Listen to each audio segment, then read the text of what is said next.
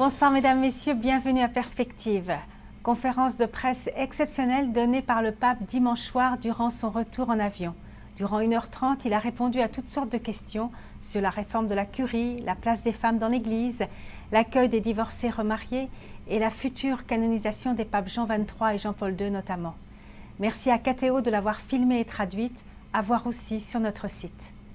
Et pour tous les jeunes qui ne pouvaient pas se rendre au JMJ, des initiatives avaient lieu pour vivre les JMJ dans les diocèses.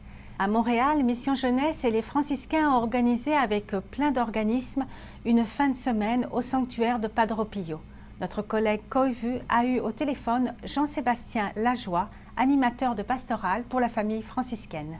Les trois événements majeurs qui avaient lieu là-bas, on les a vécus ici à Montréal.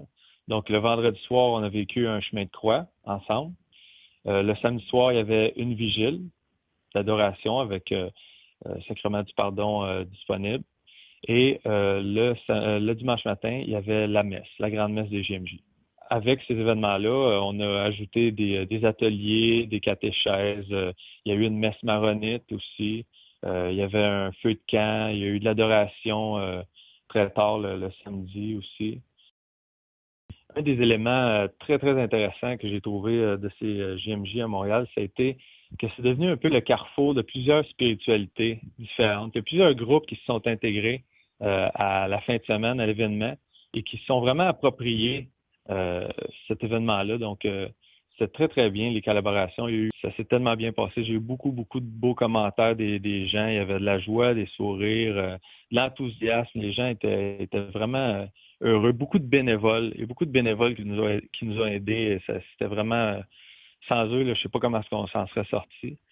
Il y avait, on s'est maintenu près de 150 personnes toute la fin de semaine. Donc, c'est une grosse organisation pour nous autres. C'est beaucoup dans l'organisation, il y a beaucoup de jeunes, donc c'était une première expérience pour certains. Donc. Et à Rigaud, dans le diocèse de Valleyfield, avec Monseigneur Noël Simard, auquel s'était joint Monseigneur Paul-André Durocher, archevêque de Gatineau, et dimanche Monseigneur Thierry Prendergast, archevêque d'Ottawa, différents groupes ont proposé des activités aux jeunes en lien avec la JMJ de Rio. Retour de cet événement avec Cynthia Crevier, membre du comité organisateur de la JMJ Rigaud 2013, au téléphone avec notre collègue Koivu. Les jeunes partaient de Hudson. On a eu la messe le matin et par la suite, avec notre croix des JMJ du diocèse, ils ont marché jusqu'à Rigaud, ce qui était environ 16 kilomètres. Ils sont arrivés au Collège Bourget. Il y a eu un super accueil d'animation musicale faite par le centre étudiant Benoît Lacroix. Après ça, il y a eu un temps de repos, l'installation des tentes, il y a eu le souper. On a eu la transmission de la vigile de ce qui se passait à Rio, puis par la suite, une soirée thésée animée encore une fois par le CIBL. Par la suite, il y a eu feu de camp, animation musicale autour du feu.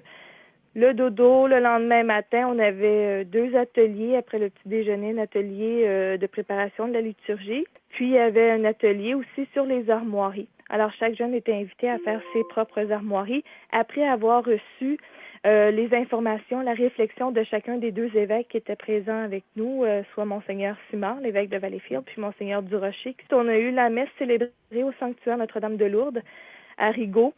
Et puis, c'était la messe qui était prévue à l'horaire. Alors, la population s'est jointe à nous. Monseigneur Simard avait invité aussi tous les jeunes confirmés de l'année à se joindre à nous. Alors, c'était une messe festive, une messe jeunesse, toujours en présence de notre croix des JMJ. Alors, c'était une belle diversité de gens qui ont participé, différents groupes d'âge, des familles, des amis, des couples. Alors, on avait une belle diversité, il y a une belle ambiance tout le long de la marche. Comme il a fait très chaud, certains trouvaient ça plus difficile, mais on était là pour assurer le relais, puis tout s'est super bien passé. Il y a des choses qui sont vécues pendant la messe où on a remis le bâton du pèlerin aux jeunes qui ont été confirmés pour que eux aussi, en lien avec le thème de aller faites des disciples, vous avez été confirmés, mais ça s'arrête pas là, votre chemin. Vous prenez le bâton, puis vous aussi, vous vous mettez en route. Puis c'est de voir des jeunes confirmés qui ont été signés notre croix des JMJ qu'on a fait il y a 11 ans. Tous ceux qui avaient participé pour Toronto avaient signé cette croix-là. Et puis là, de voir ces jeunes-là dire, nous aussi, on veut la signer, puis nous aussi, on veut faire partie de l'histoire de cette croix-là des JMJ. Ça, c'est venu nous chercher parce qu'on se dit, cette passion-là des JMJ commence à être transmise à des plus jeunes. C'est tout pour aujourd'hui. À la prochaine.